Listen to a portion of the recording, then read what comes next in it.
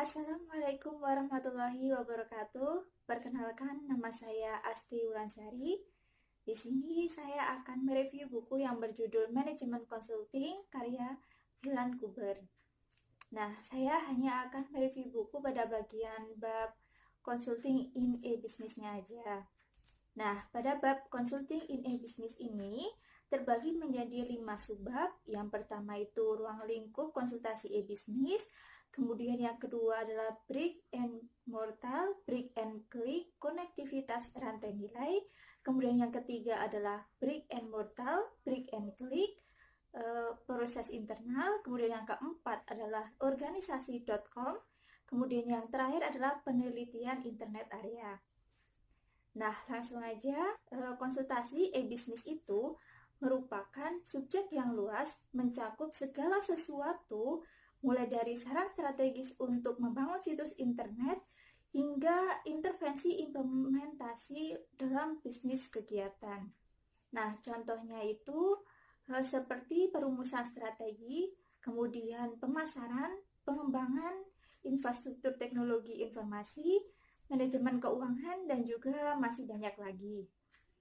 Nah, yang pertama itu ruang lingkup konsultasi e-business.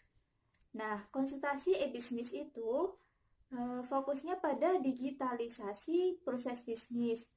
Ya, kita tahu sendiri ya, kalau dahulu sebelum adanya teknologi informasi, proses bisnisnya itu masih berlangsung tradisional.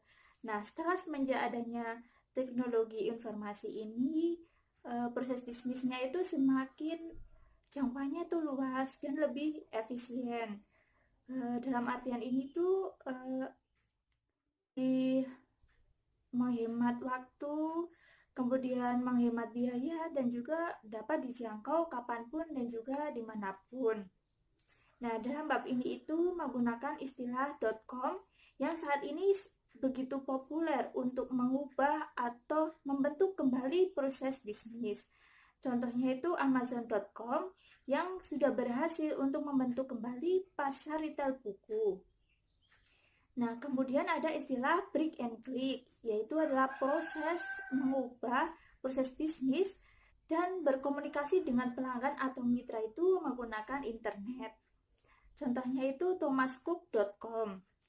Pada thomascook.com ini penjualannya itu mengubah ke liburan dan juga bepergiannya itu ke internet gitu.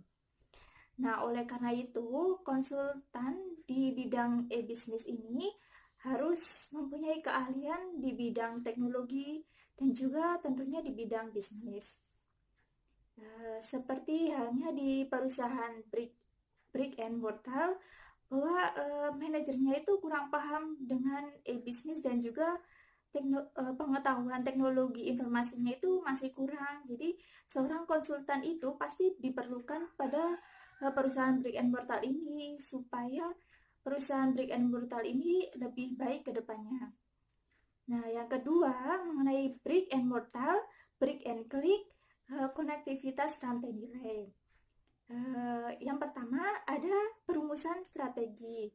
Nah, saran konsultasi yang baik membutuhkan pengetahuan tentang tren teknologi, baik itu produk maupun infrastruktur, di mana adanya internet memberikan tantangan bagi konsultan dalam menganalisis layanan atau model bisnis baru.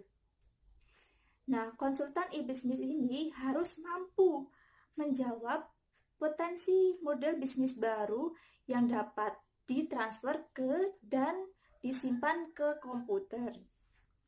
Nah, kedua ada integrasi rantai nilai. Nah, salah satu sumber dampak terbesar pada bisnis adalah potensi integrasi rantai nilai. Dan kemudian ada merger, akuisisi, dan juga aliansi. Nah, integrasi rantai nilai dan peningkatan arus informasi meningkatkan kemungkinan integrasi ke depan dan ke belakang dan juga nilai tambah. Nah, peluang konsultan itu memberi nasihat kepada perusahaan tentang implikasi strategi dari potensi merger dan juga akuisisi.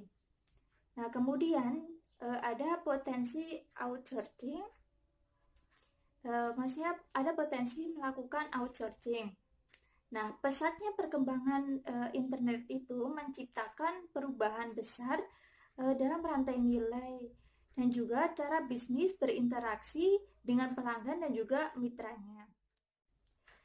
Nah, peran perusahaan konsultan itu adalah mentransfer pembelajarannya dari organisasi yang lain serta menerapkan proses yang ketat dalam menantang yang ada praktik atau dan juga mengevaluasi secara alternatif.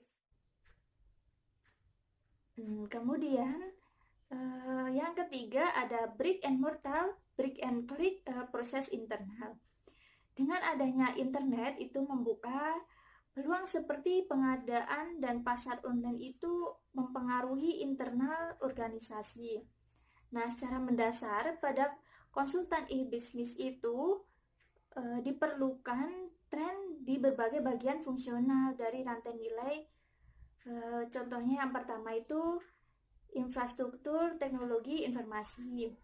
Nah, sebuah pengembangan penting adalah aplikasi data warehouse untuk membuat data banyak sumber tersedia untuk organisasi internal maupun untuk yang dipilih di luar mitra, pemasok atau juga pelanggan. Nah, memprediksi perilaku pelanggan adalah salah satu keterampilan inti dari konsultasi e-bisnis ini. Nah, yang kedua ada keuangan dan juga administrasi.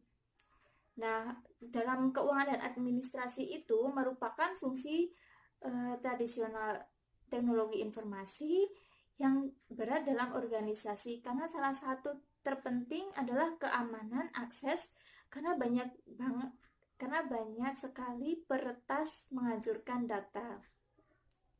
Nah, konsultan dapat menyediakan biaya yang mengenakan biaya yang tinggi untuk saran khusus di keuangan dan administrasi ini. Kemudian ada otomasi tenaga penjualan.